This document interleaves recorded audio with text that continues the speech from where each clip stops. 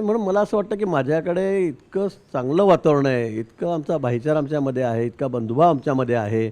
माझ्याकडे सगळे निवडून येणारे असे कडेकडे लोक हे BJPचेच असतात. एकही 40 वर्ष तुम्हाला दुसरा दिसणार नाही, दुसऱ्या पक्षात गेलेला दिसणार नाही किंवा निवडून आलेला दिसणार नाही.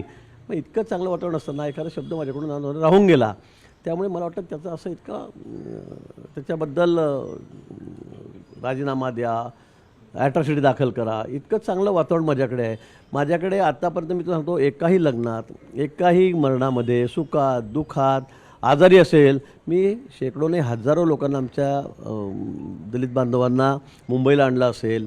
ॲम्ब्युलन्सची व्यवस्था, जेवणाची व्यवस्था, खावण्याची व्यवस्था, मी एकसुद्धा आतापर्यंत असं चुकलं नसेल.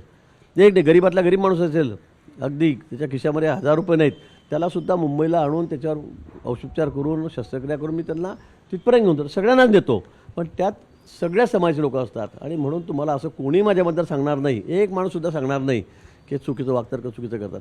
मला भारतरत्न बाबासाहेब आंबेडकरांविषयी नितांत आदर आहे, नितांत आदर त्यांच्याविषयी. मला कुठेही त्यांच्याबद्दल काही आकस आहे का भावना दुखायची असायला कुठलाही विषय नाही.